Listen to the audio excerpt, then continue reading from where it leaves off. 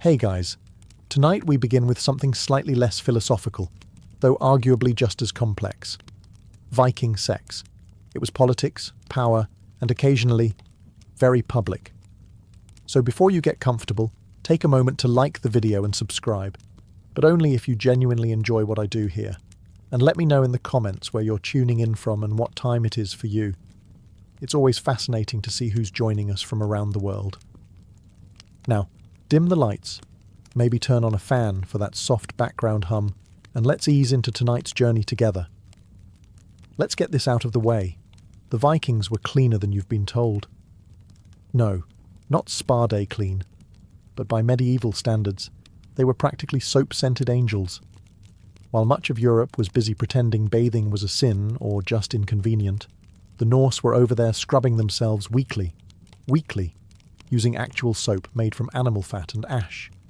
It smelled earthy, probably, but compared to their unwashed neighbours, they were a walking cloud of lavender and smugness. They combed their hair, trimmed their beards, filed their nails, and even carried grooming kits made from bone and iron. Imagine pulling up to a longhouse date with a carved comb, neat braids, and fresh breath, in an era where most people still had hay in their armpits. English monks noticed this disturbing hygiene trend and recorded it bitterly.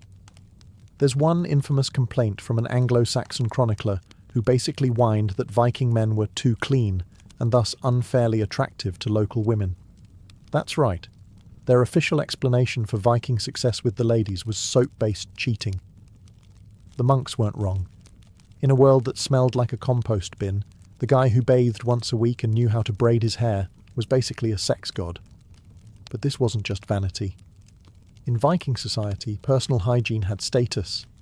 If you were a free man, you were expected to look like one, and that meant grooming. If you were unkempt, people assumed you were poor, enslaved, or worse, a lazy layabout who couldn't even comb out a single lice egg for his woman. Cleanliness also had ritual significance. Before feasts, before battles, before bedroom adventures, you washed. It wasn't just about removing dirt. It was about preparing yourself to be presentable to gods, ancestors, or your extremely discerning longhouse crush. If you think Viking romance was just grunting and dragging someone into a longhouse by their braid, think again. These were not just bloodthirsty raiders. They were also deeply sensitive, metaphor-loving weirdos who expressed love through poetry, and sometimes mild threats. Vikings had an entire tradition of skaldic poetry, a type of verse so dense with metaphor it makes Shakespeare look like a grocery list. And yes, they used it to flirt. A Viking man might compare a woman's hair to sunlit flax, her walk to a swan on the sea, or, if things were really heating up, her body to a well-tempered sword. That's not a pickup line.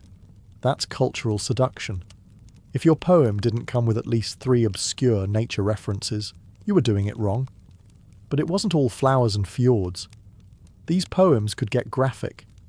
And if a man composed poetry about a woman without her consent, that was considered dangerous. In some cases, illegal. There's an actual law in the medieval Icelandic Gragas Code that banned men from writing enid, defamatory or obscene poetry. If a man implied a woman had been sexually available when she hadn't, that could result in exile or even death. So, yes, in Viking society, writing a dirty limerick about someone's daughter could lead to legal consequences and a duel. Women, by the way, didn't just stand there blushing. They were fully capable of composing biting verse in return. If a man's poem was lame, crude, or lazy, she might humiliate him publicly with a retort so scathing that entire families would avoid eye contact at feasts for generations. In one saga, a woman rebukes a man's advance with such poetic finesse that he leaves, humiliated, and joins a monastery. That's right. She flirted so hard in reverse, he found God. So while Vikings carried swords and axes, the real weapon in matters of the heart, poetry, loaded with metaphors, laced with bragging, and legally actionable if you got too confident. Let's not kid ourselves. Viking romance wasn't exactly built on rose petals and candlelight. It was more like, "Your father has 3 goats. I have a strong back. Let's make a legally binding agreement." Consent existed, yes, but it had to elbow its way through a crowd of dowries, alliances, and extended family members who all had opinions.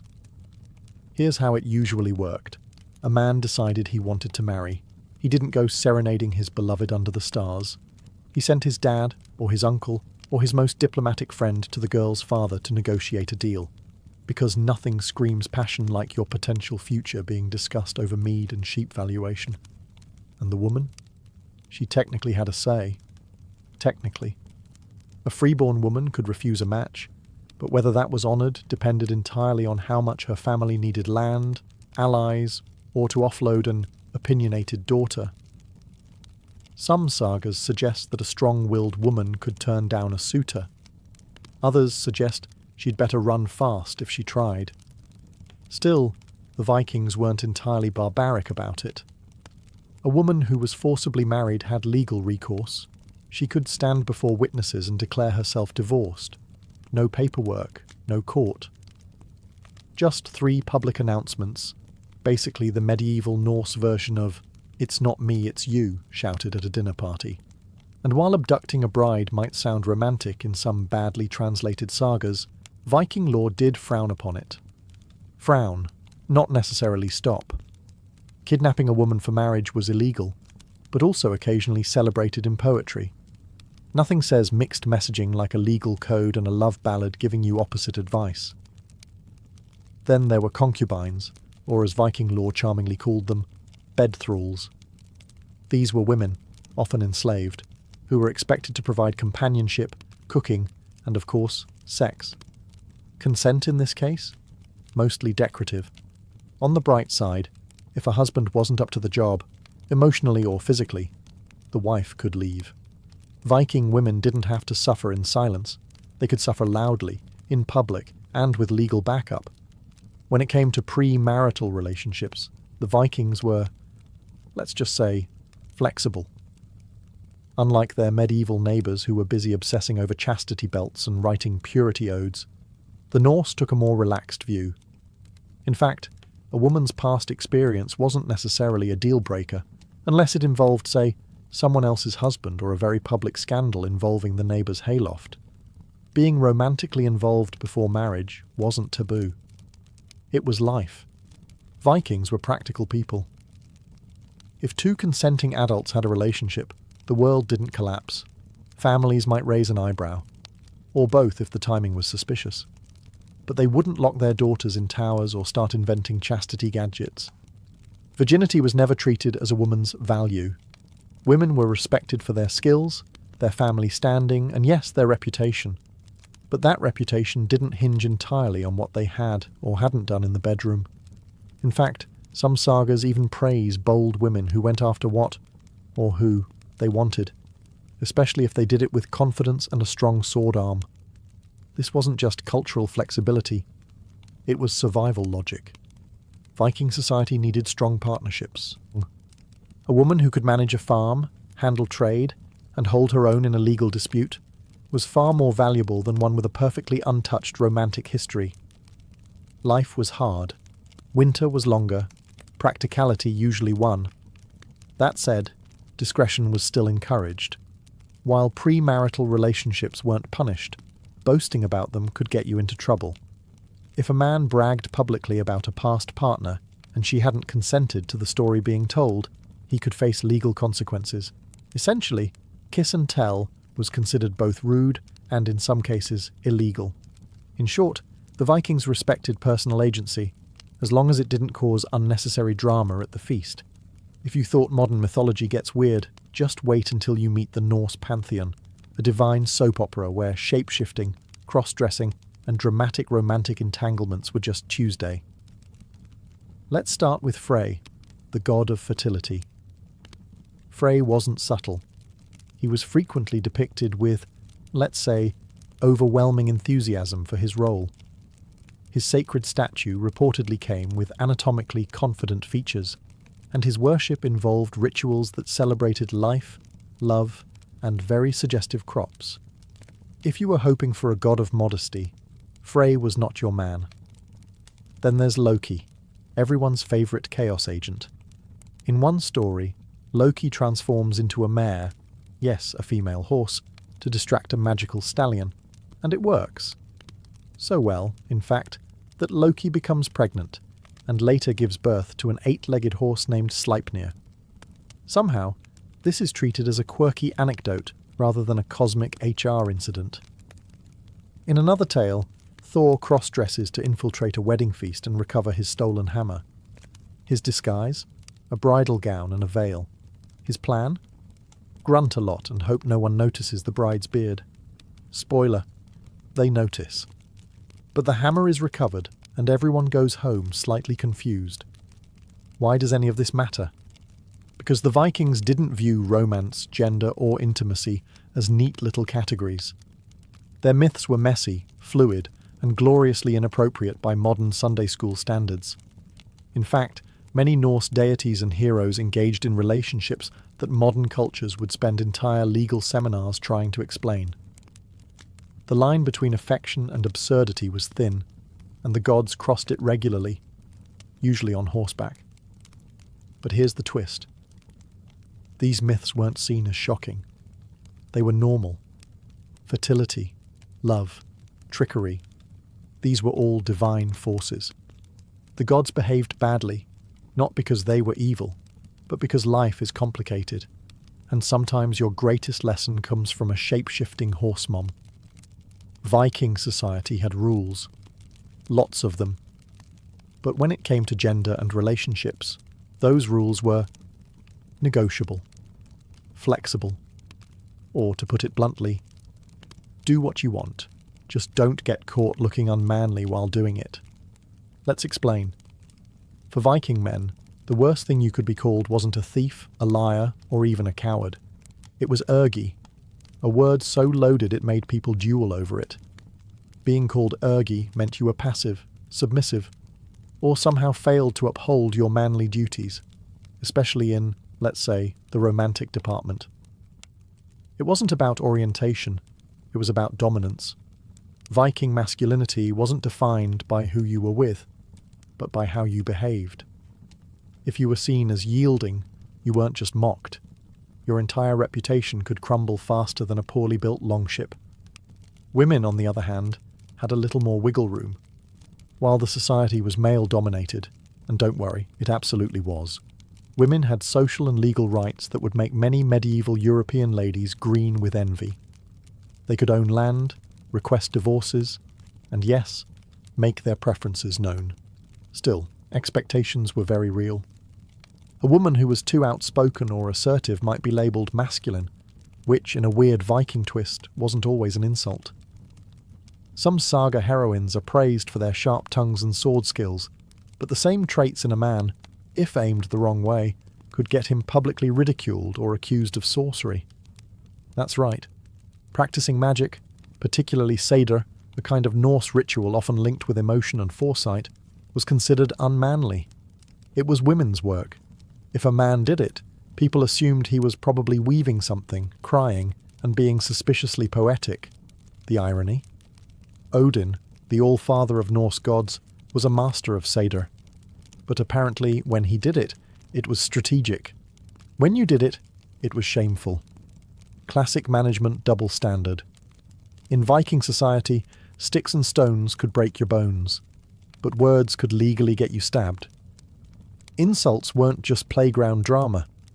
If someone questioned your honour, your masculinity, or your performance in the bedroom, you could literally challenge them to a duel. That's right. Say the wrong thing, and you might find yourself standing shirtless in the woods at dawn, sword in hand, all because you implied your neighbour Olaf was less than enthusiastic under the firs. At the heart of this was something called enid, a special category of public insult. If you called someone agri or rager, both of which roughly translate to unmanly in a way no one wanted to hear, that was grounds for a fight, and not a verbal one. We're talking legally sanctioned combat, sometimes to the death. Now, before you assume Vikings were just wildly insecure, remember that reputation was everything. These were small, tightly knit communities.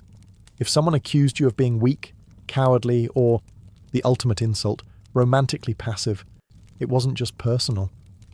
It was social career ending. And it worked both ways.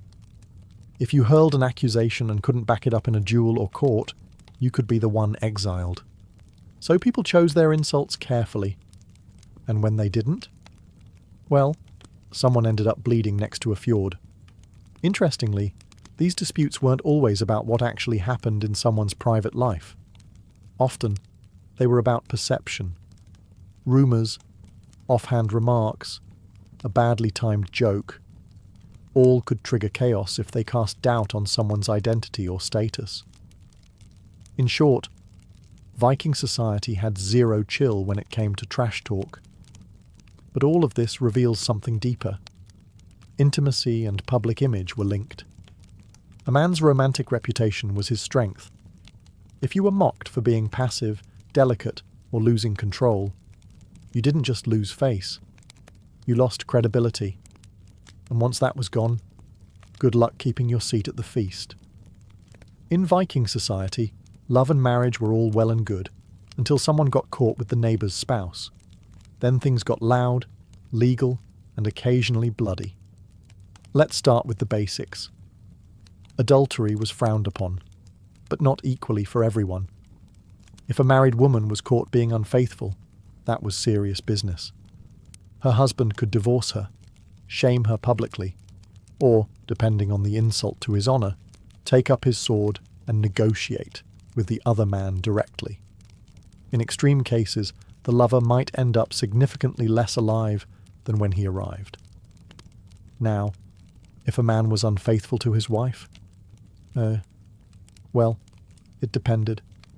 Sleeping with an unmarried woman wasn't usually a huge scandal, but if the woman was married to someone else, that crossed a line, especially if her husband had a temper or a lot of brothers. And here's where it gets spicy. If a wife found out her husband was cheating, she could take legal action and divorce him. Viking women had real options. In fact, sagas tell of wives who calmly packed up their belongings, declared the marriage over in front of witnesses, and walked off, sometimes taking the farm, the kids, and the goats. Now, the Norse legal system didn't just rely on whispered accusations. If you claimed someone committed adultery, you had to prove it. This usually involved catching them in the act, or gathering witnesses, which, as you can imagine, made for some very awkward family dinners. And while physical consequences weren't always legally sanctioned, let's just say that Viking vengeance culture didn't require a permission slip. If someone dishonoured your household, it wasn't shocking to respond with a broken door, a burned barn, or a suspiciously timed hunting accident. But despite the risk, people still cheated. Humans are consistent like that. Ultimately, Viking adultery laws were less about morality and more about honour and property. Who got shamed, who got stabbed, and who got the livestock afterward. That's what really mattered. So no, adultery didn't come with scarlet letters. It came with lawsuits, duels, and the occasional goat-related custody battle. Viking romance didn't always rely on charm, poetry, or a strong jawline. Sometimes it relied on magic, specifically a mysterious practice called cider, pronounced seithur, which was part sorcery, part spiritual therapy, and part my ex won't return my runes. Cider was used for many things, predicting the future, cursing enemies, influencing the weather, and occasionally manipulating love and desire. If your affections weren't being returned, a well-placed spell might just make someone suddenly think you were the most desirable human this side of Valhalla. Coincidence? Never. But here's the twist. Cider was considered a feminine art. Women practiced it openly, often as respected seeresses or shamans. Men? Not so much. A man dabbling in cider risked being labelled unmanly, not because of the magic itself, but because he was seen as performing female work, which Viking masculinity didn't handle well. There's even a saga where Odin, the literal king of the gods, is called out for using cider. His enemies basically say, "Wow, great spell, very mystical. Also, you're kind of embarrassing us." Odin, to his credit, doesn't care. When you've got one eye and a pet raven, public opinion just doesn't sting the same. As for the love magic itself, it ranged from harmless charms to full-blown enchantments. Think, drink this herbal tea and fall madly in love, mixed with, if you don't, something unfortunate might happen to your cows. The Vikings never did anything halfway. Of course, there were risks.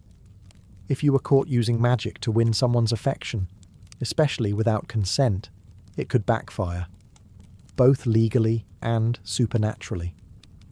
People believed that misused magic could rebound like a badly carved boomerang, and you really didn't want your love spell turning into a village-wide outbreak of emotional confusion. Still, for those with a little courage and a bag of herbs, Cedar offered options.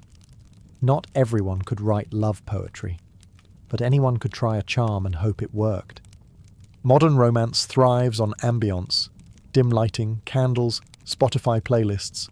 Vikings, on the other hand, had firelight, the sound of livestock snoring, and 6 relatives pretending not to notice anything. Let's talk about privacy, or more specifically, the complete lack of it. Viking homes were longhouses, big, open buildings where entire families lived, worked, ate, and, yes, slept together. Not in a weird way, but in a we're trying not to freeze to death kind of way. The whole clan, parents, grandparents, children, workers, and sometimes a goat or two, shared the same space. Walls, optional, curtains, luxuries, personal space. The concept had not yet arrived in Scandinavia, so when it came to intimacy, you didn't exactly sneak off to a cosy private suite. You maybe rolled over toward the fire, pulled a fur blanket up, and tried to ignore the sound of Uncle Bjorn loudly snoring 2 feet away. Romantic? Not really. Efficient? Absolutely. This lack of privacy didn't stop anyone. Viking culture was remarkably unbothered by the realities of communal living. People just accepted that intimacy happened. Occasionally within earshot. Occasionally while someone was stirring stew. Children were often conceived in crowded longhouses, and everyone sort of developed a collective skill called strategic pretending. You didn't acknowledge what was going on. You didn't comment. You definitely didn't make eye contact. You simply stared into the fire and thought about fish. Now, if you really wanted privacy, you had options. Kind of. Wealthier families might hang tapestries or set up dividers, the Viking equivalent of a do not disturb sign. But for the average Norse couple, a little discretion and good timing were the best you could hope for. Still, despite the lack of privacy, there was no real shame. Viking society didn't obsess over modesty the way later Christian Europe did. Physical intimacy was natural, necessary, and everyone knew it. They just didn't want to talk about it while grandma was within earshot. Let's talk about contraception, or as the Vikings knew it, hope, herbs, and possibly magic. Now, there's no detailed medical manual from the Viking Age titled How to Not Have Kids When You're Busy Pillaging, but there are clues. And based on those, it's safe to say they had some idea of how to manage reproduction, or at least slow it down when necessary. First off, Viking women were extremely knowledgeable about herbs, not just for healing wounds or curing fevers, but for lessening the chance of sudden family expansion. Plants like juniper, mugwort, and wild carrot were known throughout Europe for their possible contraceptive properties. Did they work? Possibly. Did they taste like sadness and regret? Probably. There's also evidence that certain practices, like extended breastfeeding, were used strategically to delay the next pregnancy. Not exactly romantic, but effective. Think of it as the Viking version of family spacing, minus the spreadsheets. But here's the twist. Viking culture didn't obsess over reproduction the way later religious societies did. Children were valued, yes, especially sons who could fight and daughters who could marry well. But sex wasn't only about making heirs. Pleasure was very much part of the equation. Even in the sagas, romantic encounters are described with a surprising amount of realism. Couples fall in love, grow apart, or get bored and divorce each other. That kind of casual acknowledgement of human nature suggests a culture that wasn't fixated on purity or guilt, just practicality. Of course, if contraception failed, the responsibility almost always fell on the woman. Men weren't expected to know much about those things. A man might be able to sail across a stormy sea using just the stars and a raven, but ask him how mugwort works and he'd stare at you like you'd grown a second axe. If you've ever wondered whether same-sex relationships existed in Viking society, the short answer is yes. The long answer is yes.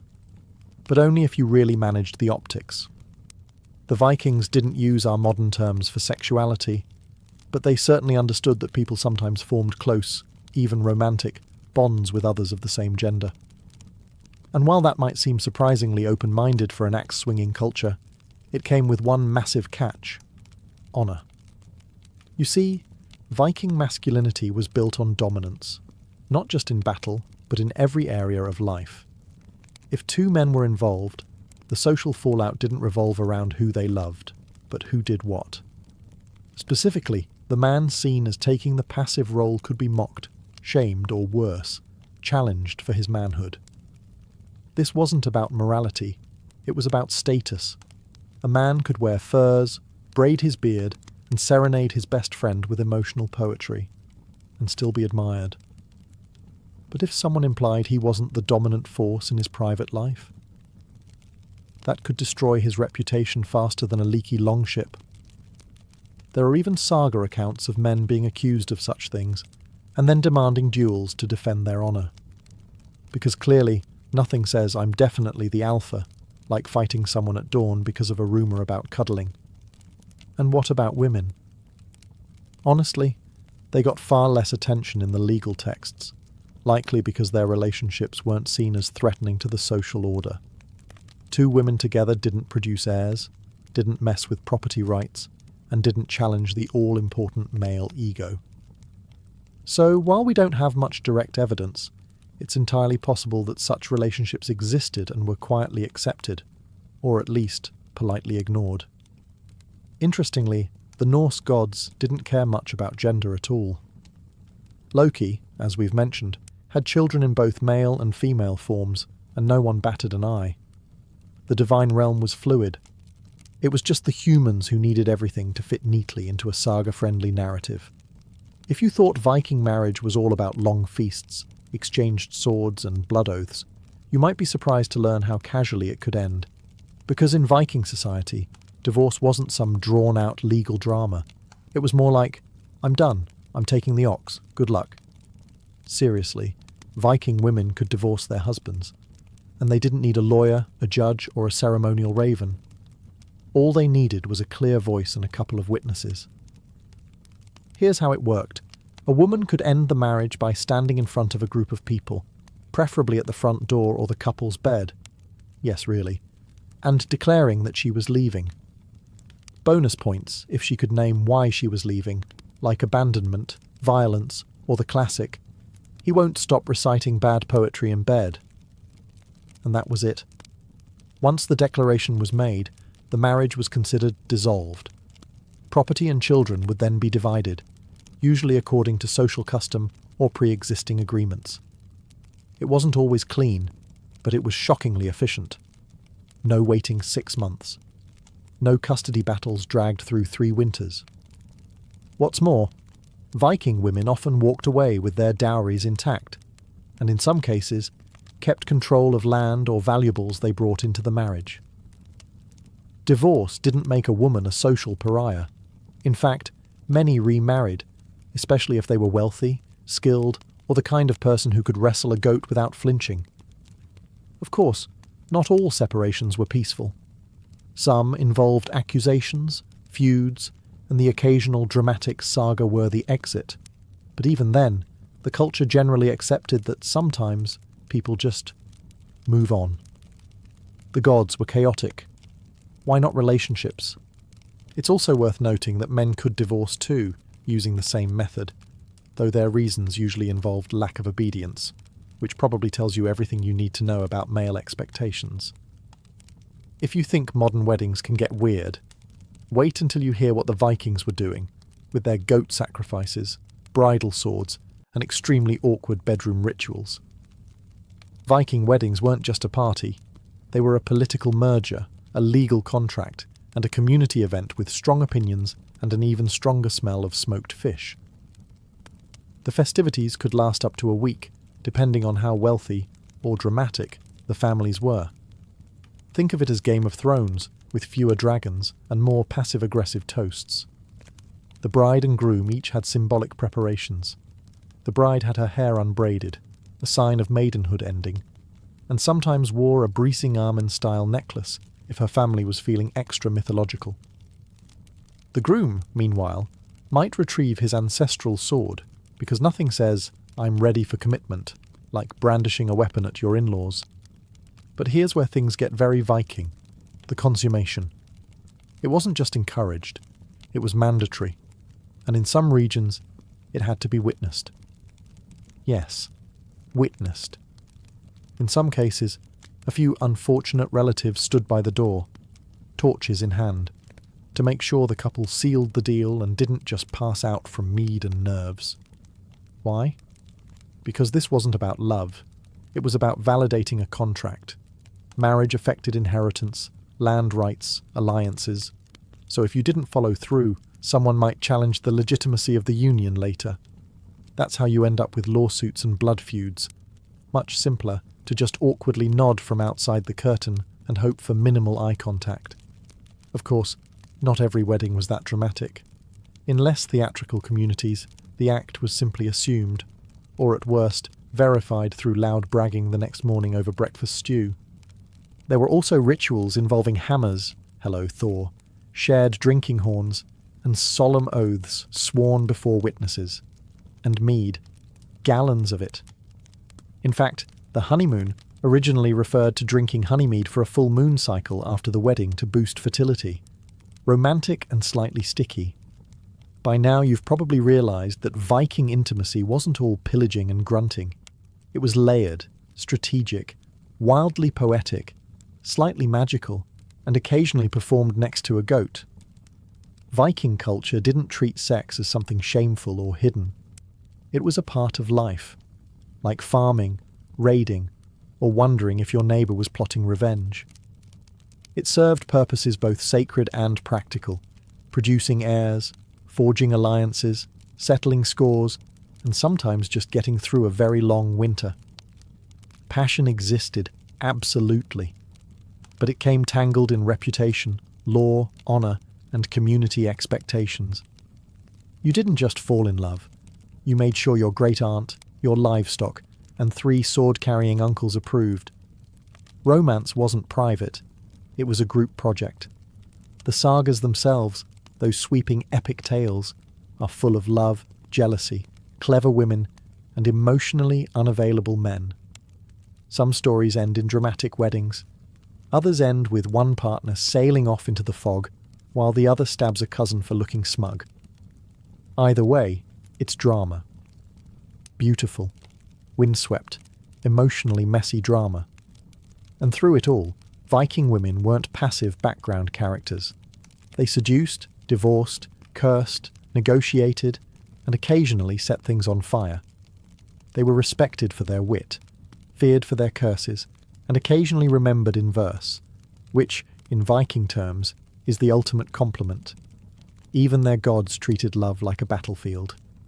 Loki transformed genders, Frey paraded his fertility like a prize-winning squash, and Odin dabbled in romantic magic without blinking. The divine set the tone. Love was powerful, unpredictable, and definitely not PG. So, what was sex really like for the Vikings? It was communal. It was poetic. It was legally complicated. It could win you honour, or get you exiled. It was public in all the wrong moments, and weirdly progressive in all the right ones. And perhaps most Viking of all, it wasn't about being perfect. It was about surviving love with your pride, your farm, and your sword arm intact.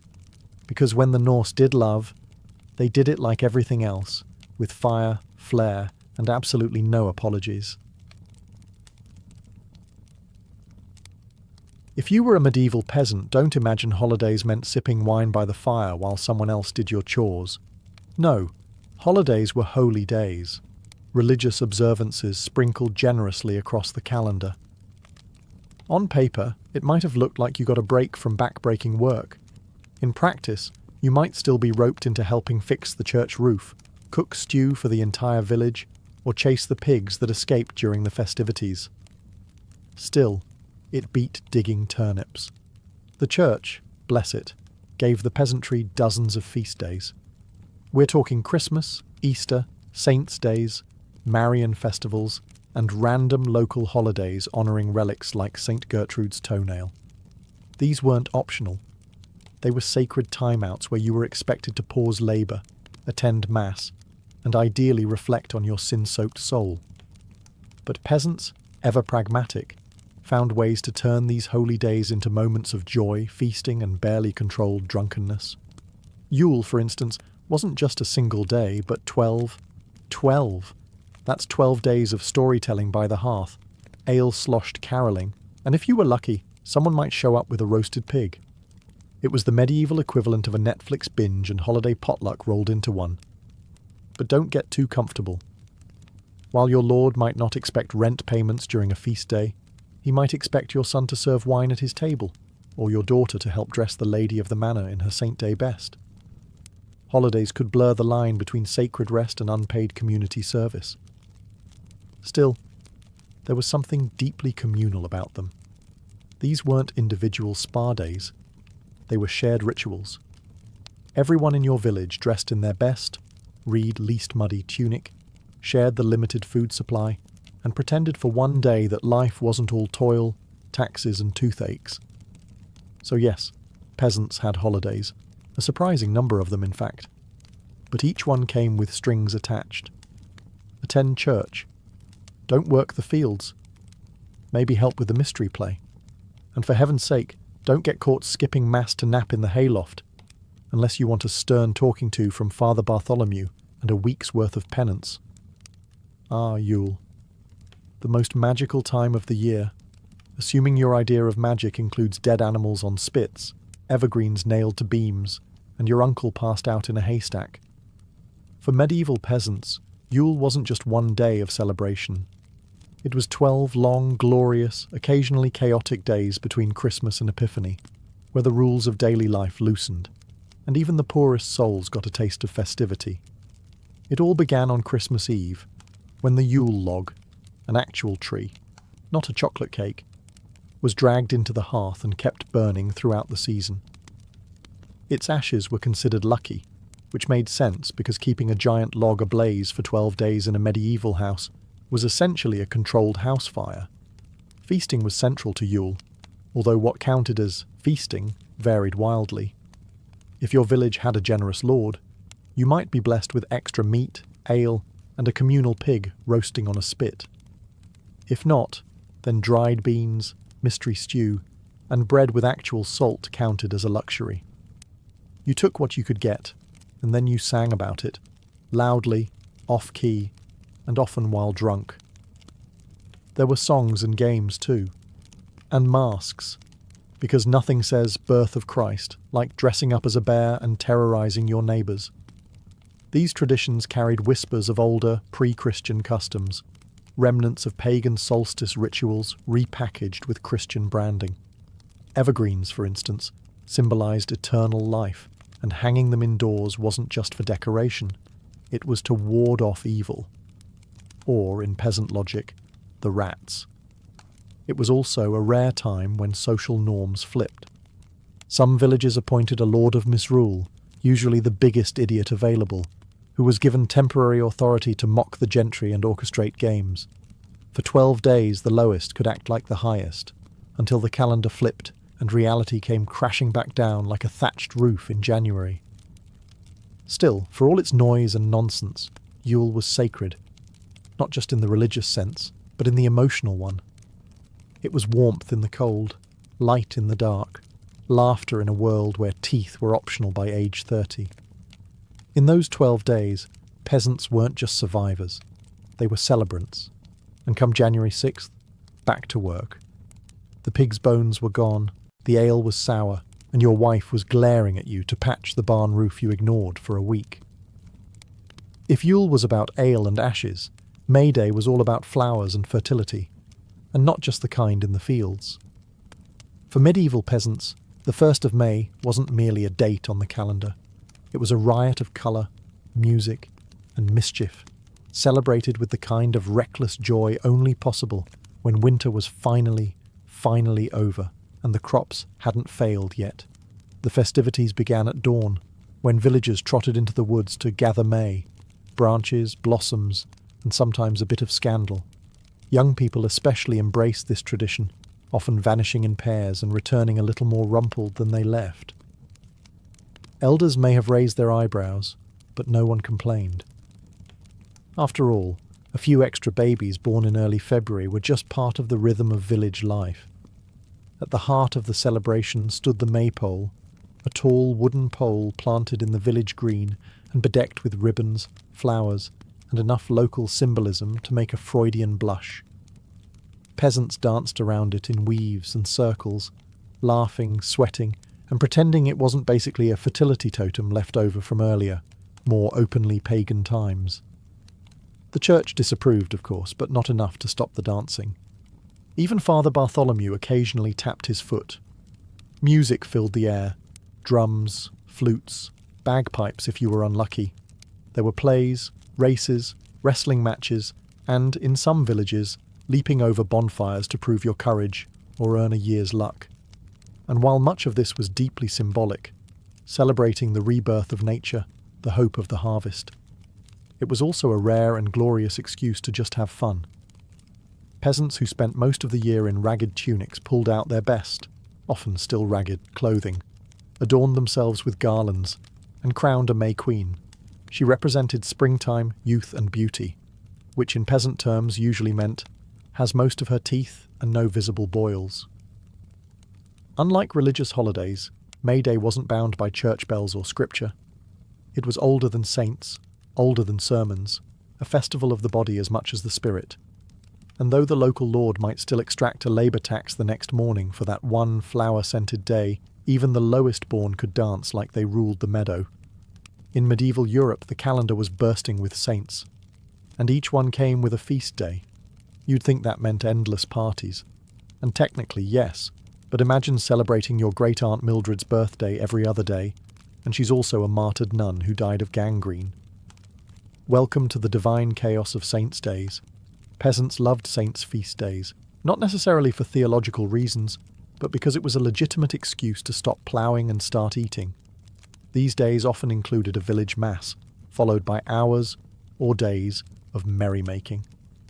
Think processions with relics, mystery plays in the mud, barrels of ale cracked open before noon, and that one barefoot guy shouting about Saint Blaise' miraculous fishbone removal. Each village had its favourite patron saint. Some chose practical ones, St. Isidore for farmers, St. Apollonia for toothaches. Others went with local legends, like St. Ethelbert of Nowhere, who allegedly cured leprosy and hiccups. Whoever the saint, the feast day involved honouring their memory through rituals, prayers, and possibly roasting a goat. If your town was lucky enough to possess a saint's relic, a finger bone, a piece of cloth, or an item dubiously labelled St. Agnes's actual eyeball, the feast day became a full-blown festival.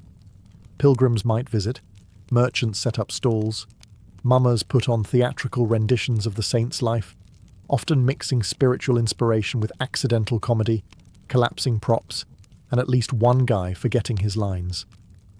The best part? You didn't work, at least not in the field. You might still be asked to help with decorations, play trumpet badly in the parade, or fetch water for the communal stew.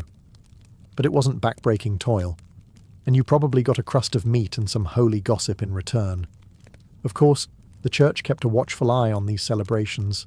Too much wine, too much dancing, and suddenly what began as a pious event risked devolving into a full-blown peasant rave. Still, most clergy understood that joy, even messy, muddy, slightly blasphemous joy, was better than despair.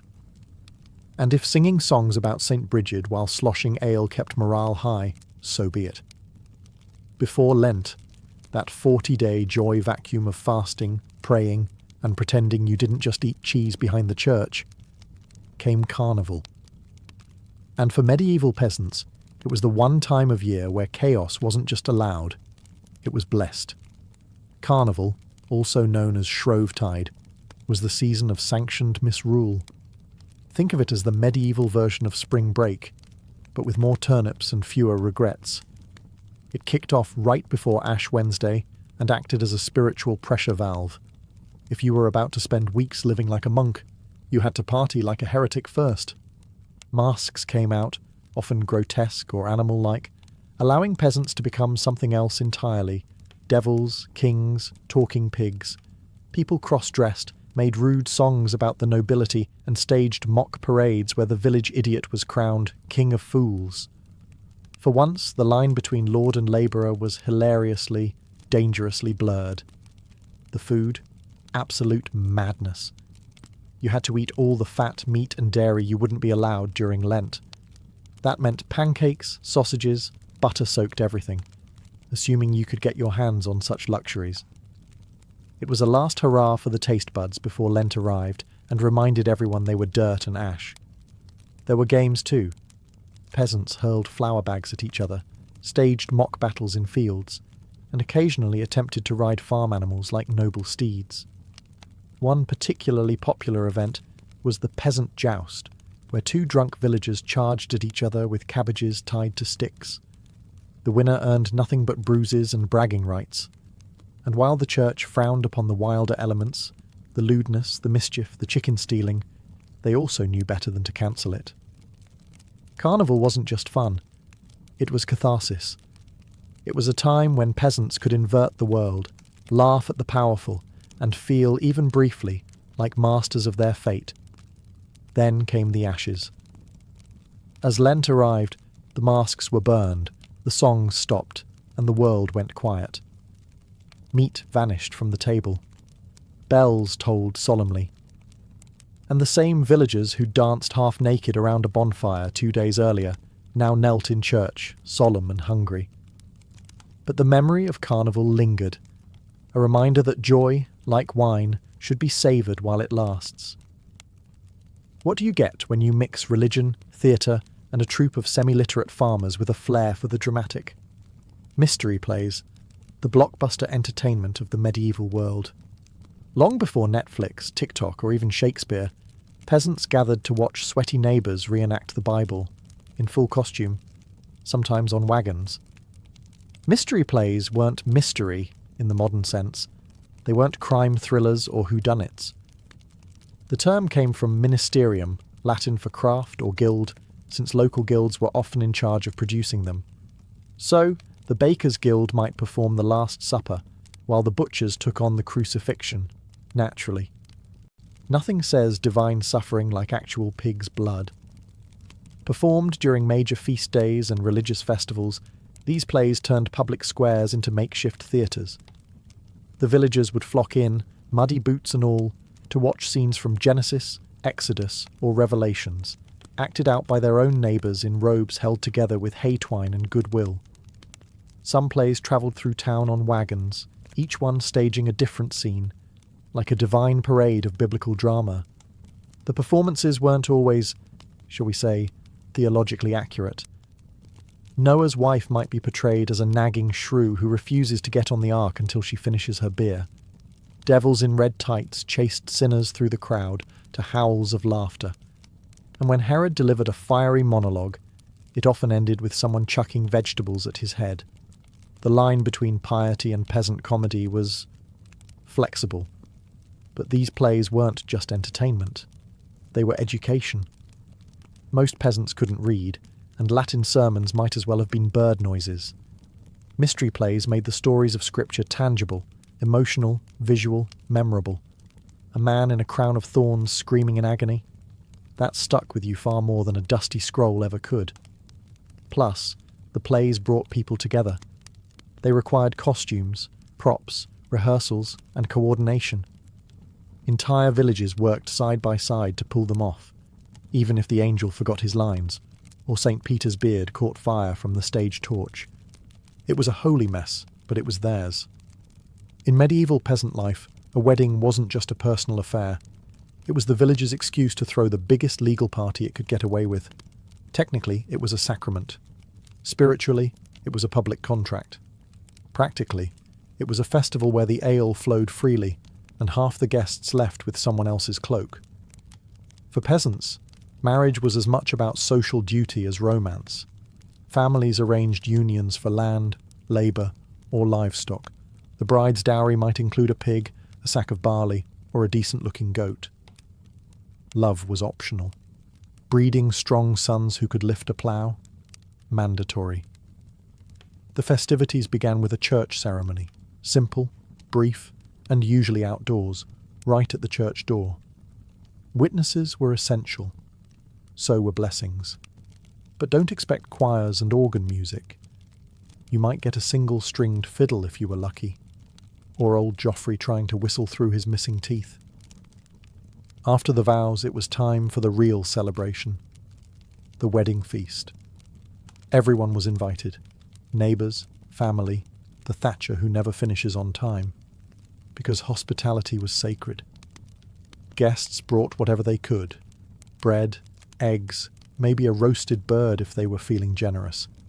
The bride's family provided the bulk, which sometimes meant boiling a single chicken in a tub of turnips and calling it stew.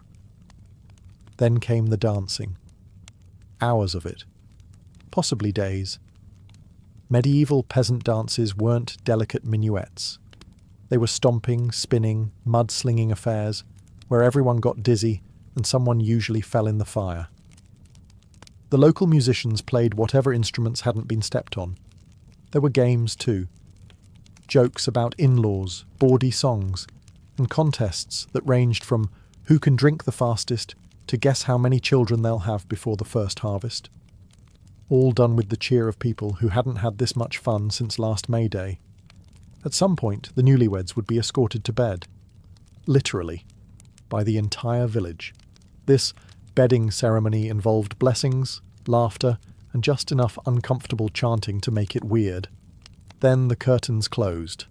And 9 months later, you guessed it, another festival.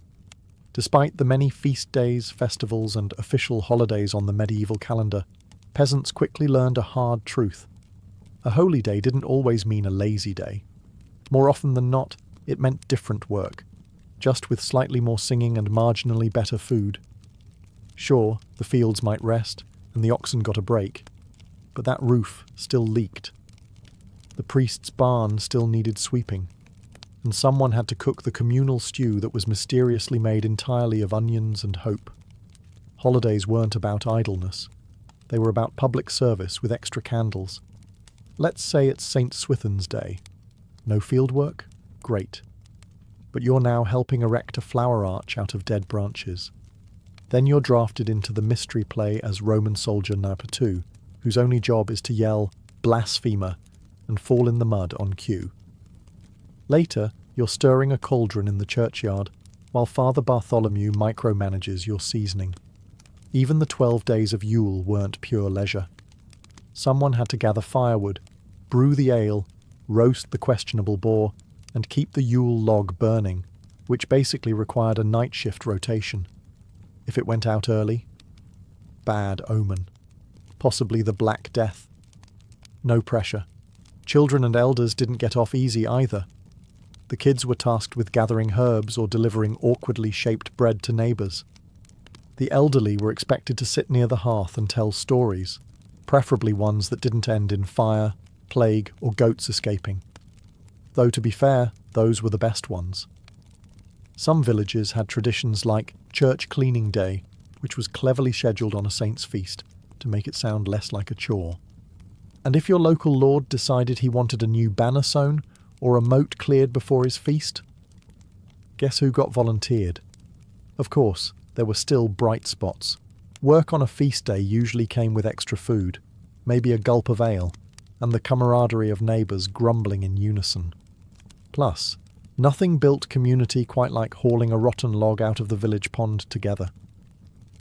For medieval peasants, life was brutal, but not entirely joyless. In fact, The calendar was peppered with enough festivals, holy days, saints' feasts, and village weddings to give even modern planners a headache. These events didn't just provide moments of rest. They offered structure, meaning, and a rhythm to a life otherwise ruled by mud, toil, and taxes. Each season brought its own blend of sacred and social celebration. Winter held the warmth of Yule, candle-lit masses, and storytelling by the fire. Spring delivered May Day, full of blossoms, bonfires, and blushing faces disappearing behind hedges. Summer was the time for saints' processions, pilgrimage fairs, and maybe, just maybe, a feast hosted by the manor lord that didn't taste like turnip surprise. Autumn closed the loop with harvest festivals. These weren't as flashy as Carnival or Yule, but they were deeply satisfying. After months of sweating in the fields, peasants gathered for communal meals, thanking the saints for not sending a famine or locusts again. There was dancing, ale, and roasted things that probably shouldn't have been roasted. But no one complained. Even the fasting seasons, like Lent and Advent, were part of the rhythm.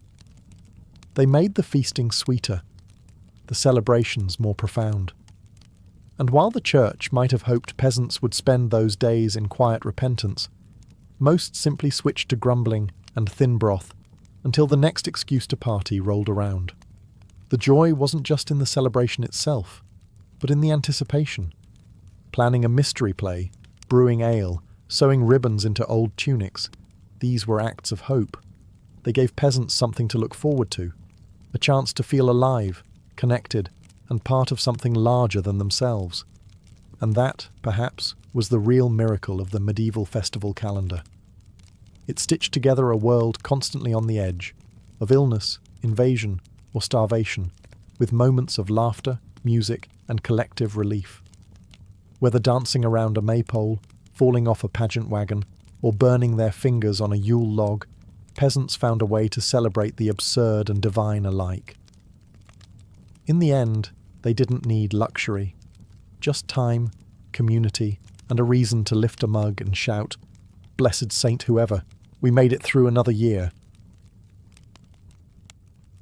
Saladin, or as his contemporaries knew him, Yusuf ibn Ayyub, was born in 1137 in the town of Tikrit, in what is now Iraq. It was an unremarkable start in a turbulent land. His Kurdish family wasn't royalty, but they weren't peasants either. His father, Ayyub, was a military officer in service to the powerful Zengid dynasty, who ruled over much of Syria and northern Iraq. Still, no one looked at young Yusuf and thought, "There goes the future liberator of Jerusalem." Unlike most warlords of his time, Saladin wasn't raised in a blood-soaked training yard. He grew up in Baalbek and then Damascus, where his education included theology, mathematics, law, and poetry. He studied the Quran deeply and developed a lifelong love of learning. He wasn't some brash teenage sword swinger. He was quiet, reflective, and almost bookish. His early mentors described him as gentle and deeply devout. Not exactly the stuff of war epics. Not yet. But the world around him was anything but peaceful. The Crusaders still held Jerusalem, and the Muslim world was fractured by petty rivalries. Different emirs ruled different territories, each more concerned with power than unity. Sunni and Shia factions jostled for control, and alliances shifted faster than a desert wind. Into this mess, Saladin stepped, not as a self-declared hero, but as a loyal servant under the command of his uncle, Shirkuh, a tough-as-nails general in the service of Nur ad-Din, the ruler of Aleppo. At this point, no one expected greatness from Saladin. He was smart, yes, obedient, devout. But he wasn't particularly charismatic or war-hardened. He wasn't groomed for power. In fact, when he was first sent on campaign to Egypt alongside Shirkuh, some records suggest he went reluctantly. His interests were spiritual, not strategic. Politics bored him. And yet, destiny had other plans. And once Egypt opened its gates, so too did opportunity. What made Saladin unique wasn't that he craved power, but that he wielded it with humility when it came. He entered the story as a background character, a nephew, an assistant, a quiet man in a loud world. And somehow, that quiet man would go on to change history. Saladin didn't march into Egypt expecting a crown. In fact, he didn't want the job at all. In the 1160s, Egypt was ruled by the crumbling Fatimid Caliphate, a Shia regime beset by civil unrest, famine, and endless court intrigue. When the Crusaders and various Muslim factions started poking around, Nur ad-Din sent his trusted general, Saladin's uncle Shirkuh, to restore some order.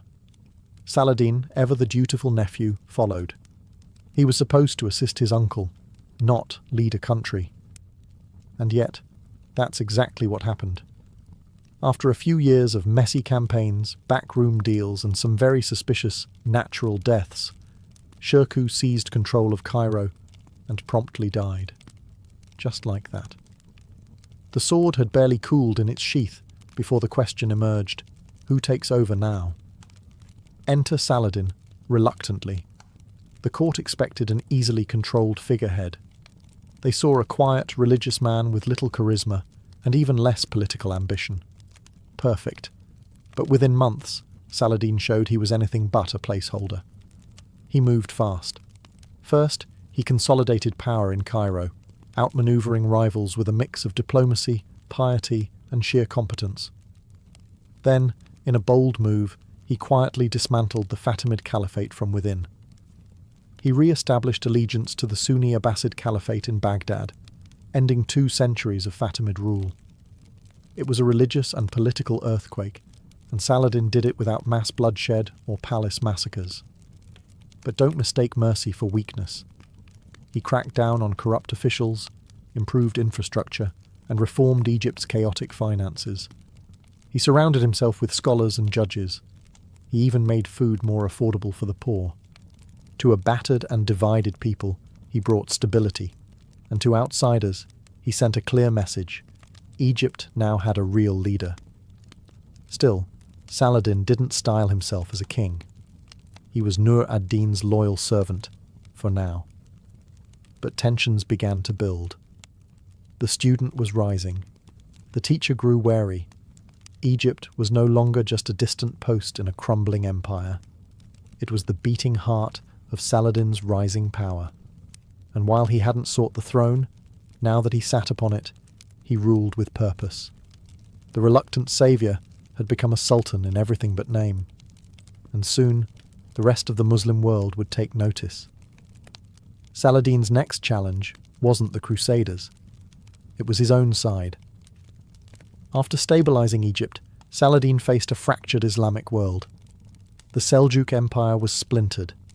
Syria was under the rule of his former patron, Nur ad-Din, who was now deeply suspicious of Saladin's growing influence. And elsewhere, ambitious emirs bickered over scraps of territory, while Jerusalem remained in Crusader hands. Theoretically, they all served the same god. In practice, they couldn't organize a potluck, let alone a holy war. Then, in 1174, Nur ad-Din died, suddenly, and once again, a power vacuum opened, and Saladin stepped in. At first he framed his actions as loyal service. He claimed to be preserving Nur ad-Din's legacy, even marrying into his family. But let's be honest, Saladin was done being a subordinate. He moved north, took Damascus with barely a fight, and began the slow, patient process of stitching the Islamic world back together. Not by conquest alone, but through marriages, alliances, bribes, and, when necessary, the occasional siege. Cities that had ignored each other for decades suddenly found themselves answering to the man from Tikrit. Aleppo resisted, of course. So did Mosul. But one by one, the pieces fell into place. And unlike many rulers of his time, Saladin wasn't known for backstabbing or cruelty. He pardoned rivals. He kept oaths. He made it hard to hate him, even for those he defeated. This was Saladin's quiet revolution. He wasn't trying to build an empire for ego or gold. He believed unity was sacred, that Muslims could not defeat the Crusaders while squabbling amongst themselves. And he knew the window was closing. The Crusaders were strong. Jerusalem was fortified. If there was ever a time for the Muslim world to stand as one, it was now. By the late 1170s, Saladin controlled Egypt, Syria, parts of Iraq, and even the holy cities of Mecca and Medina. He was no longer a regional governor. He was the sultan of a pan-Islamic realm, built not on brute force, but strategy, patience, and astonishing restraint. But his greatest test was yet to come, and it flew a cross-shaped banner. Because while Saladin had conquered cities and united kingdoms, he had not yet fulfilled the dream burning in every believer's heart, the liberation of Jerusalem. By the 1180s, Saladin's attention turned fully toward the Latin kingdom of Jerusalem. The holy city had been in Crusader hands for nearly 90 years, a painful wound in the heart of the Muslim world, but retaking it required more than ambition. Saladin needed timing, preparation, and most of all, a reason that would unite his fragmented allies behind a single cause. That reason came courtesy of the Crusaders themselves. One of the most volatile figures in the Crusader states was Reynold of Chatillon, a man so famously unhinged he made other Crusader lords look like cautious monks. Reynold repeatedly violated truces with Muslim caravans, attacked pilgrims on their way to Mecca, and even threatened to march on the holy cities of Islam.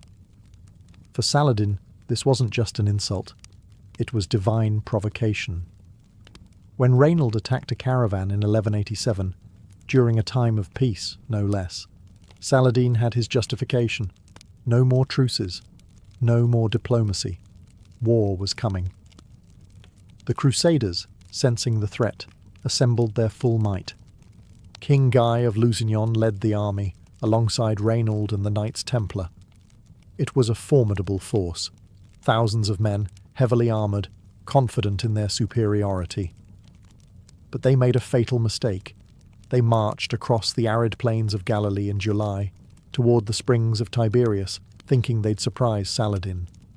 Saladin let them come. He knew the terrain. He knew the heat, and he controlled the water. His troops harassed the Crusaders constantly, cutting off their access to wells and springs.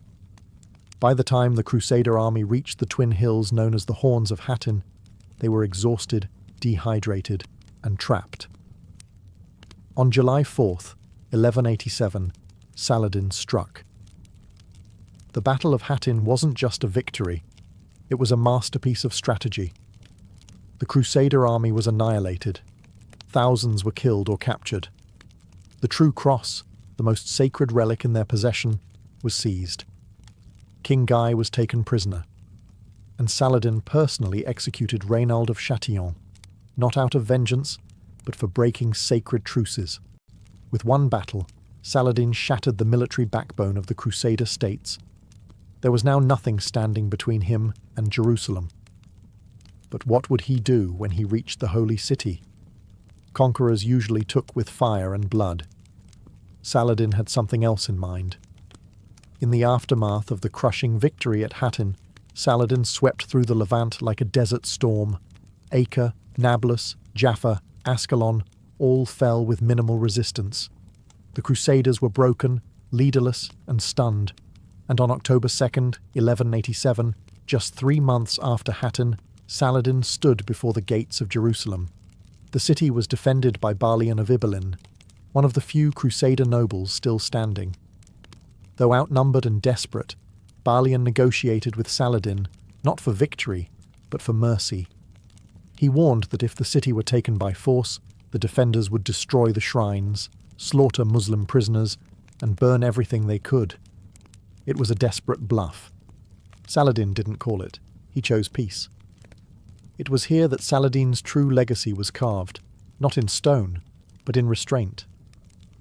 Unlike the bloody sack of Jerusalem during the First Crusade in 1099, when Christian soldiers massacred tens of thousands, Saladin's entry was disciplined and deliberate. There was no general slaughter, no desecration of churches, no rivers of blood. He gave Christians the option to ransom themselves, their families, and their neighbours. Many were freed without payment, especially the poor. Saladin even paid the ransom for hundreds who couldn't afford it. He allowed Christian priests to remain, and continue services. The Church of the Holy Sepulchre was untouched. Holy sites were protected, not out of political savvy alone, but genuine religious principle. For Saladin, this wasn't weakness. It was justice. He believed that Jerusalem, sacred to Muslims, Christians, and Jews alike, should not be soaked in vengeance. To wield power without cruelty, that was the true expression of faith. His mercy shocked Europe. Tales of his honor spread even in enemy lands. Chroniclers who hated Islam still wrote of Saladin with reluctant admiration. Some even compared him favorably to their own kings. In reclaiming Jerusalem, Saladin had done what few thought possible. He not only reversed decades of Crusader conquest, but did it with dignity and restraint. The city was his, but the world, watching from afar, began to realize that his strength lay not just in his sword, but in the way he chose not to use it. The Christian world wouldn't take this humiliation lying down. And from the west, a familiar shadow began to stir. News of Jerusalem's fall hit Europe like a thunderclap. Popes preached vengeance, monarchs sharpened their swords, and at the head of this new crusading storm stood Richard the Lionheart, King of England, warrior, and one of the few men on earth whose name could rival Saladin's. Thus began the Third Crusade. Not just a military campaign, but a high-stakes duel between two icons. Saladin, the seasoned sultan with a reputation for mercy. Richard, the brash, brilliant tactician with a taste for blood and glory. The world watched as these two legends collided across the hills and plains of the Levant. Richard arrived in the Holy Land in 1191 and immediately captured Acre.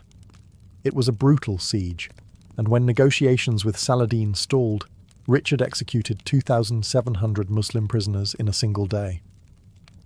Saladin, who had gone to great lengths to spare Christian lives in Jerusalem, was furious, but he didn't retaliate in kind. Instead, he tightened his discipline and focused on strategy. The two men never met in person, but their duel was deeply personal. They clashed at Arsuf, where Richard won a tactical victory, but failed to destroy Saladin's army. Every battle was a masterclass in warfare.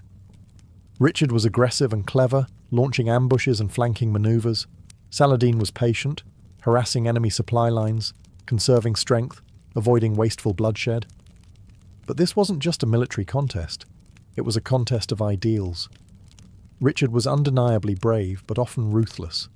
Saladin, though a formidable commander, continued to show mercy and honor, even sending physicians to treat Richard when he fell ill. Despite his victories, Richard could never reach Jerusalem. Logistics, weather, and Saladin's defenses held him back. Eventually, both men knew they were at a stalemate. Neither could land the final blow. So in 1192, they made peace. The Treaty of Jaffa allowed Christian pilgrims access to Jerusalem, but left the city under Saladin's control. It was a compromise, not a triumph, but a balance. And both men, exhausted and war-weary, honoured it. In the end, Saladin had defended the holy city without razing the land. Richard returned to Europe a hero, but Jerusalem remained Muslim. Two lions had roared, but only one still held the crown. Saladin's battlefield prowess made him famous, but it was his character that turned him into legend. Unlike many rulers of his era, Christian or Muslim, Saladin didn't bathe in cruelty or surround himself with sycophants. He was devout, modest, and astonishingly humble for a man who ruled an empire from Egypt to the borders of Mesopotamia. He slept on mats, gave away personal wealth to the poor, and wept openly at sermons. No palaces dripping with gold, no extravagant displays. Just a man who believed power was a test, not a prize. He fasted regularly, even outside of Ramadan, and studied the Quran with the same intensity he applied to warfare. Saladin prayed before battles, but more importantly, he prayed after them, not in thanks for victory, but in mourning for the lives lost. When his advisors urged him to punish enemies harshly, he often refused. "Victory is not in killing," he once said, "but in forgiving." And it wasn't just words. After Jerusalem, he could have razed churches, executed prisoners, and paraded through the city in triumph. Instead, he protected holy sites, released captives, and ensured safe passage for Christian pilgrims, including those who couldn't pay. He even gave charity to Jewish communities and maintained cordial relations with Eastern Christian sects. Saladin's generosity extended beyond religion. He donated his fortune to the poor more than once. He paid the dowries of orphaned girls. He built schools, hospitals, and water fountains. His court was filled not with gold-plated armour, but with scholars, jurists, and poets. But for all his gentleness, he wasn't naive. Saladin understood diplomacy, timing, and power better than most kings. He knew when to show strength and when to pull back. He wielded fear like a scalpel, rarely, but precisely, and when he executed Reynald of Châtillon, it wasn't vengeance. It was justice, delivered cleanly and without spectacle. Saladin didn't just lead an army, he led by example. His piety wasn't for show, his mercy wasn't weakness, and his restraint wasn't cowardice. He became something rare in medieval history, a man admired equally by his allies, enemies, and historians centuries later. But even legends must fade, and Saladin's final chapter was not written with a sword, but with silence. In 1193, just a few months after signing peace with Richard the Lionheart, Saladin fell ill. He was only 55 years old, hardly ancient by medieval standards, but years of constant warfare, political negotiation, and spiritual devotion had taken their toll. The man who had once ridden across deserts and scaled fortress walls now lay in bed, weakened by fever. He didn't summon his generals. He didn't hoard riches. Instead, he turned inward, spending his last days in prayer, reciting verses from the Quran, and giving away what little remained of his personal wealth. And that's not poetic exaggeration. When Saladin died, his treasury was so empty that there wasn't enough money to pay for his own funeral. The man who had ruled empires left behind 1 dinar, 47 dirhams, and a legacy worth more than any crown. His death was not dramatic. No assassination, no poisoned chalice, just a quiet exit, befitting the humility with which he had ruled. He was buried in Damascus, near the Grand Mosque, not in some golden tomb or fortified palace, but in a modest mausoleum. His coffin was draped in simple cloth, and no royal regalia marked his resting place. Years later, Emperor Wilhelm II of Germany would visit his tomb and donate a new casket, one made of marble. Even Europe's royalty, long after the Crusades had ended, paid their respects. Saladin's empire did not last long after his death. Like many great leaders, his strength had held together a fragile coalition, and once he was gone, his sons and nephews squabbled over the pieces. Syria, Egypt, and Mesopotamia soon drifted apart again. But Saladin himself was never forgotten. In the Islamic world, he remained the embodiment of righteous rule, a warrior who fought for justice, not conquest. In the Christian world, he became the rare enemy remembered with respect, even reverence. European chroniclers called him noble, wise, and even holy. Descriptions not typically reserved for infidels. It was said that he kept a shroud near his bed as a reminder that nothing, not kingdoms, not fame, not even Jerusalem, would follow him to the grave. And yet, centuries later, his name still does. Saladin died in 1193, but his legend never did. In fact, his reputation only grew, not just in the Muslim world, but across continents, cultures, and centuries. Unlike many medieval rulers who were forgotten or vilified, Saladin was remembered as something almost mythical, a man of war and peace, faith and tolerance, power and humility. In the Islamic world, Saladin became a symbol of what righteous leadership should look like. For centuries, sultans and caliphs invoked his name to legitimize their own rule, though few could match his grace or discipline. His model of jihad was not driven by fanaticism, but by duty. He fought to defend lands and people, not to glorify himself. He ruled with fairness, governed with scholars, and died with empty pockets. In many ways, he became the gold standard, the ideal Muslim ruler that others pretended to be. But perhaps more surprisingly, Saladin was embraced by the Christian world as well. Despite being the chief opponent of the Crusades, European historians and poets painted him in glowing terms.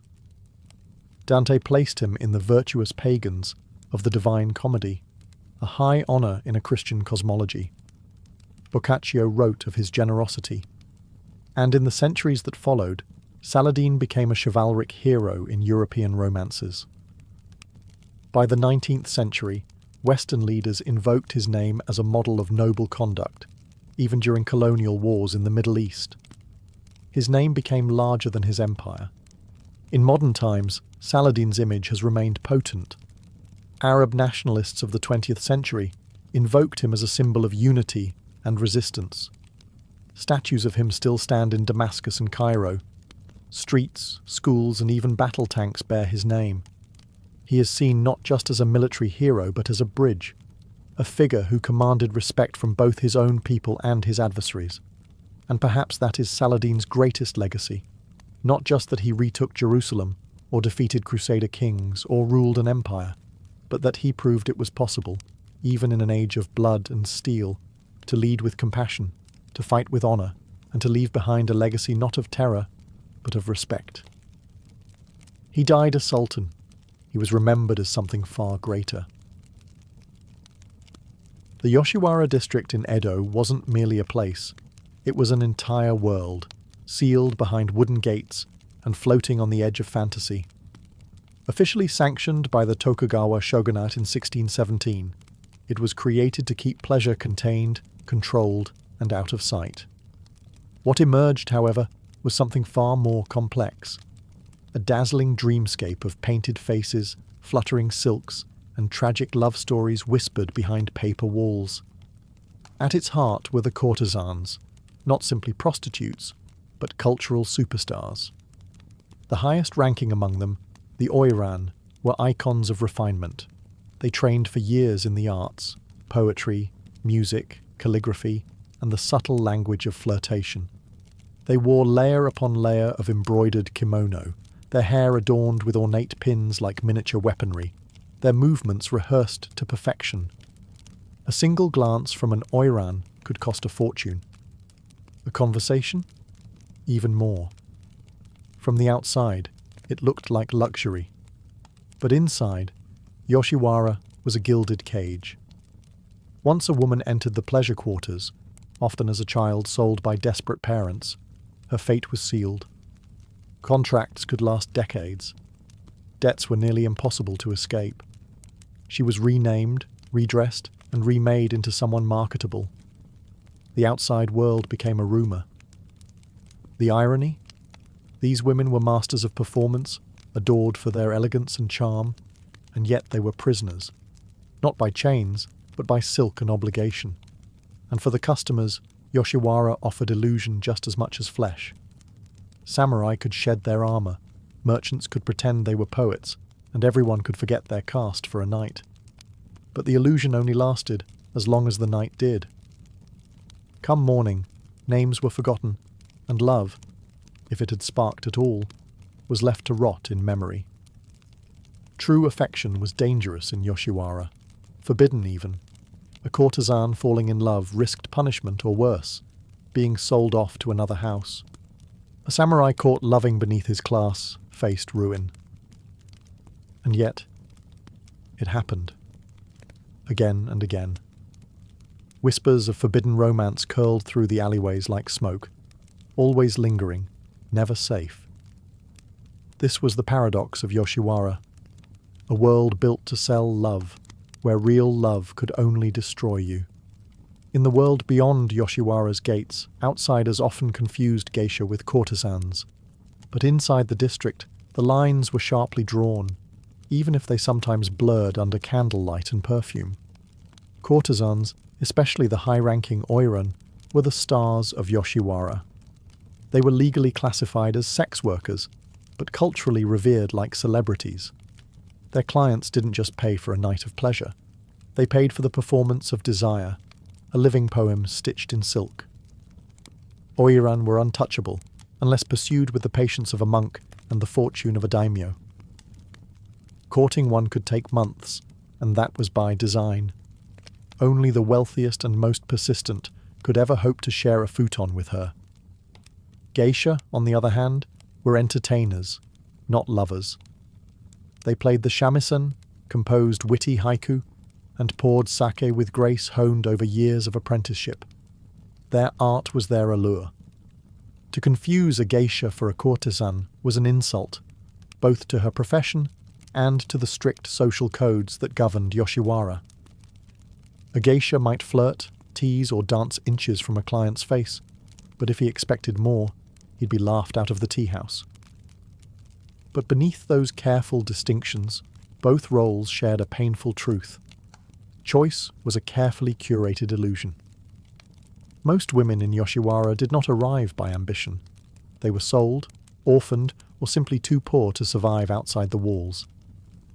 Even those who rose to fame were bound by debt, contract, and reputation. Leaving the profession, especially at its peak, was almost impossible without a patron wealthy enough to buy her freedom. This practice, Miyuki, was rare and not always romantic. It could mean rescue, or simply a new form of ownership. And yet, many women found ways to carve out moments of autonomy. A witty remark in the tea house, a rebellious glance during a dance, a secret poem left in a client's sleeve. Within the rigid structure of Yoshiwara, subtle defiance became its own art form. The world saw painted smiles and flawless choreography. What it missed were the sacrifices made behind the curtain, and the delicate negotiations of survival, performed night after night under flickering lanterns. In Yoshiwara, power was always rented, never owned. In theory, the samurai had no business falling in love in Yoshiwara. They were men of honor, duty, and strict codes, beholden to their lords, loyal to the shogunate, and expected to embody stoic restraint. But Yoshiwara was a world designed to make men forget who they were. And for a certain kind of samurai, it was more than a distraction. It was a trap. One lined in silk, incense, and smiles that knew too much. Romances between courtesans and samurai were strictly taboo, not because they were rare, but because they were far too common and far too dangerous. For the courtesan, love threatened her carefully cultivated image. A courtesan couldn't afford favorites. She was a commodity, a living dream. If she loved, she risked ruining both her livelihood and the fragile balance of power within the brothel. For the samurai, the stakes were even higher. Falling for a courtesan meant compromising honor, risking scandal, and, worse, disobeying the rigid class divisions of Tokugawa society. Samurai weren't meant to love women of the pleasure quarters. They were meant to visit, enjoy, and forget. Love was not part of the transaction, and yet it happened. Sometimes the samurai would come again and again, spending beyond his means, writing haiku in secret, smuggling love letters tucked in fans. Sometimes the courtesan would respond, a subtle squeeze of the hand, a hidden verse slipped into his sleeve. These weren't affairs. They were quiet rebellions against a world that demanded masks at all times. The consequences, however, could be brutal. There are stories of samurai who sold their swords to afford time with their beloved. Some lost their rank, their wealth, even their lives. A few were caught and ordered to commit seppuku, ritual suicide, to atone for their disgrace. As for the women, punishments ranged from public humiliation to forced transfers to harsher brothels. But most devastating were the stories that ended not in scandal, but in sorrow. Lovers who realized there was no escape, no future, only the fleeting scent of incense and a promise made too late. That's when the most tragic outcome would unfold, the double suicide pact, Shinju. Two lovers, bound by a love the world refused, choosing death over another day apart. In Yoshiwara, Some romances bloomed like cherry blossoms, beautiful, brief, and destined to fall. In a district where every glance was choreographed and every touch had a price, the only place love could breathe was in the space between words. And in Yoshiwara, words, not whispers, were how forbidden hearts spoke. Poetry wasn't just a pastime in the pleasure quarters, it was a secret language. Haiku, tanka, and short prose poems fluttered through the air like falling blossoms, traded between geisha, courtesans, and clients with the weight of emotion too dangerous to speak aloud. A carefully composed verse hidden in a fan or tucked into a kimono sleeve could carry the longing of an entire heart, without ever mentioning love by name. For the oiran and other courtesans, poetry was part of their education. They were trained to compose on the spot, to weave elegance into sorrow, flirtation into metaphor. A courtesan might respond to a client's longing poem with a delicate rejection, a verse about an unreachable moon, or a river too wide to cross. But if she did return his feelings, her words could become a lifeline, a promise, or a secret vow. Samurai, merchants, even poets of the imperial court sought out Yoshiwara not just for pleasure, but for the chance to duel in verse, with women whose pens were as sharp as their eyes. Love letters weren't crude. They were art, folded with precision, spritzed with plum blossom perfume, and slipped discreetly into sleeves or sandals. But each poem was also a risk. A love letter discovered by a madam could mean punishment. A client seen lingering too long near the same house could be marked, and if a samurai's lord caught wind of his affections, it could destroy his career, or worse. Still, the verses persisted. Some became legendary, preserved in old notebooks, reprinted in literary collections, even copied by later lovers hoping to capture the same desperate beauty. Others were burned before dawn, their ashes carried off like secrets too dangerous to keep. In a world where love was a transaction, poetry allowed it to be something else. Something fragile, fleeting, and forbidden. Something you could hold in your hand, read under candlelight, and for a moment believe was real. For most women in Yoshiwara, freedom wasn't a dream. It was a calculation, a number, a price. Courtesans, especially the elite oiran, were bound by contracts as heavy as any chain. They owed debts for their training, their costumes, their housing, even the daily food they consumed. Every kimono, every hairstylist, every performance, all of it was logged, charged, and stacked onto a running tab that grew faster than it shrank. The only way out was miyuke, the act of being bought out. A patron, usually a wealthy merchant or retired samurai, could pay the full amount owed and secure the courtesan's release. It sounds romantic, and sometimes it was. But more often it was a trade. One gilded cage exchanged for another. Some women were truly rescued, married into wealth, or allowed to start quiet lives far from the red lantern glow of Edo. Others simply moved from one role of servitude to another. Concubine, mistress, or unofficial second wife, kept behind closed doors and paraded only when convenient. Even in freedom, they were rarely treated as equals. Then there were those who tried to escape without payment.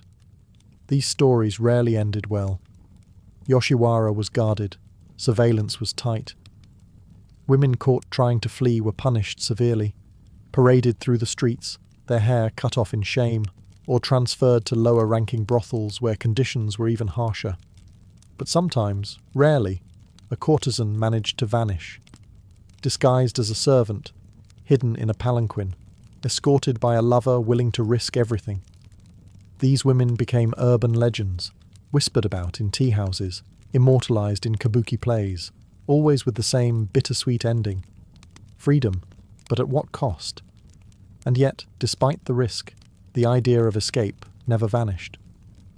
It lived in the stories they told each other, in the folk songs sung softly at night, in the poems hidden under tatami mats. Because in Yoshiwara, even the most obedient courtesan carried two lives, the one she performed, and the one she dreamed of when the lanterns dimmed. A life outside the brothel walls, a name that was hers again. A love that didn't come with a receipt. Escape was rare. Redemption was rarer. But in a world built on illusion, hope was the one thing no one could tax. In a place designed to sell pleasure, some of the most enduring love stories from Yoshiwara are tragedies, and none looms larger than the haunting ritual of Shinju, the lovers' suicide pact. These weren't melodramatic gestures or theatrical legends, though kabuki plays often turned them into both. They were real, chilling events born from desperation. In Yoshiwara, when a courtesan and her lover faced a world that forbade their union, when freedom was impossible, when debt was crushing, and when love became unbearable, death felt like the only escape. Most pacts followed a pattern. The courtesan, often locked into a long-term contract, could not leave the brothel without a massive buyout.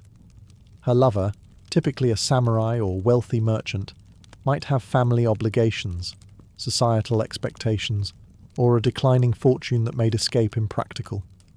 They would meet in secret, write poems, share final cups of tea, then disappear into the night, to the riverbank, the forest, or a rented room. Some cut their throats with hidden blades. Others drowned themselves in nearby canals, tied together with silken cords. Their bodies were often found still entwined, as if even death couldn't pry them apart. The public reacted with a mix of horror and fascination. Officials condemned Shinju as immoral and disruptive. Brothels tightened security. The shogunate issued laws banning the performance of such stories on stage. And yet, the people could not look away. These tragic deaths were romanticized in literature and song, transformed into folk legends and kabuki spectacles. Plays like The Love Suicides at Amijima turned real-life despair into cultural mythology. Audiences wept. Poets composed elegies. But behind the drama was the raw truth. These were people so trapped by societal roles, so starved for dignity, that death seemed kinder than life. Not every courtesan died in love. Most survived, endured, and aged out of Yoshiwara quietly. But the ones who chose to die, or had no real choice, carved themselves into Japan's cultural memory with blood and blossoms. In a world obsessed with performance, Shinju was perhaps the only act that couldn't be faked. In the candle-lit haze of Yoshiwara, art was more than decoration. It was defiance. Every fan flutter, every stroke of calligraphy, every carefully arranged kimono fold was a form of silent resistance against a life that was anything but free. The courtesans and geisha of the pleasure quarters were artists by design. They were trained in traditional music, dance, ink painting, poetry, and etiquette. Their job was to embody the ideal of feminine beauty, intellect, and poise, an impossible standard made real through relentless discipline. But these weren't passive performances. They were acts of control in a world that stripped these women of almost everything else. Beauty became armour, a flawlessly styled wig, a poem that captured heartbreak in 17 syllables, a dance that communicated longing without words. These weren't just performances for clients. They were ways to maintain identity, dignity, and a sense of self in a world built to erase them. When a courtesan bowed with perfect grace or composed a haiku under pressure, she was saying, "I still exist. I still choose how I am seen." The art also travelled outside the brothel walls. Woodblock prints, ukiyo-e, or pictures of the floating world, immortalised the courtesans in vivid colour. Artists like Kitagawa Utamaro and Suzuki Harunobu captured their lives in glimpses. A woman adjusting her hairpin, a geisha looking out a window, lovers meeting under falling cherry blossoms. These images became wildly popular, collected by commoners and nobles alike. They turned courtesans into icons, while also revealing the loneliness behind the beauty. Some courtesans even became muses. Their likenesses appeared in paintings, plays, and erotic novels. Their poems were published in small chapbooks, traded like treasure among literati. For a few, this artistic fame offered something rare: a voice. Still, the art could never fully reflect the truth. Behind every print was a woman with debts. Behind every poem, a contract.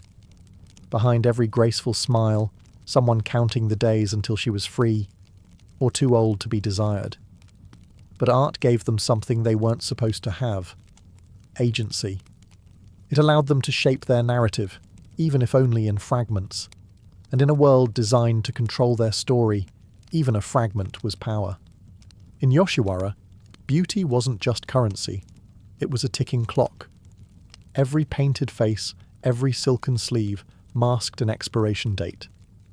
And while the world outside the pleasure district may have worshipped the courtesans as icons of grace and sensuality, inside everyone knew youth was the business. And it didn't last. A courtesan's value began to decline the moment she reached her peak. Her schedule lightened. Her customers aged. New girls arrived, fresher, more fashionable, more in demand. And so, like a fading lantern at dawn, her time in the spotlight grew dimmer, until it quietly vanished.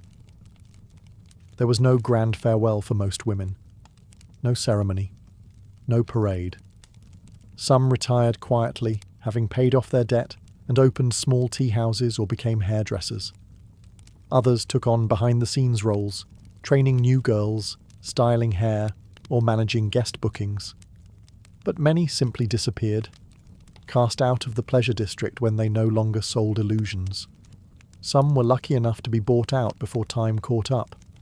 A wealthy patron might whisk them away to a private estate or offer marriage, though even that rescue often meant a different kind of servitude. For those who aged out without a sponsor, survival meant adaptation. And adaptation, in a society that valued a woman's beauty above all else, was often humiliating. In rare cases, former courtesans reinvented themselves as okami, respected proprietors of tea houses or inns, where they used their wit, contacts and social skills to stay afloat. But these were exceptions. Most left Yoshiwara with little more than a change of clothes and the memories of a life both dreamlike and exhausting. No one painted woodblock prints of them once their cheeks lost their blush. No poets wrote odes to sagging eyes or aging hands. The very world that once worshipped them erased them the moment they stopped glowing. And yet, in those quiet exits, there was something honest. The illusion had lifted. The silk robes were folded away. The smile was no longer required. Because in Yoshiwara, the tragedy wasn't just in the love lost or youth faded. It was in the silence that followed. When the music stopped, the candles burned out, and the woman behind the mask finally walked home, unnamed and unseen. Today, the lanterns of Yoshiwara no longer glow. The narrow streets that once echoed with laughter, music, and whispered poetry are now paved over with apartment blocks and convenience stores. But the stories, they linger like smoke. Yoshiwara officially closed in 1958 when legalized prostitution was abolished in Japan. By then, the district had already faded into a relic of its former self. Bombings during World War II had ravaged much of its architecture. The ornate pleasure houses, the fan shops, the perfumed tea rooms, all gone. And with them, the lives of thousands of women, erased from public memory. But Yoshiwara never really died. Its spirit survives in kabuki plays, ukiyo-e prints, novels, and old poems still taught in classrooms. The oiran processions are still reenacted in festivals, where young women wear towering wigs and 12-layered kimonos to honor those who came before. And while few remember their names, the courtesans of Yoshiwara remain etched into Japan's cultural imagination, not just as entertainers, but as survivors, poets, and silent revolutionaries. Modern Japan struggles with their legacy. On one hand, these women are romanticized, transformed into symbols of elegance and mystery. On the other, their suffering is often overlooked. Their lives are still misunderstood, blurred by fantasy and shame. They weren't just women in elaborate makeup. They were children sold into bondage, artists who turned performance into power, lovers who risked everything for a moment of real connection. And maybe that's why their ghosts still walk. Many locals tell tales of Yoshiwara's spirits. Women seen wandering the alleys late at night, their kimono trailing behind them, searching for something lost. Others say the old brothel sites carry a strange stillness, as if the past refuses to be paved over completely. Whether or not you believe in ghosts, the truth is this. Yoshiwara is part of Japan's soul. It is the memory of a hidden world, built on illusion, stained by tragedy, but also filled with unmatched beauty and fleeting joy.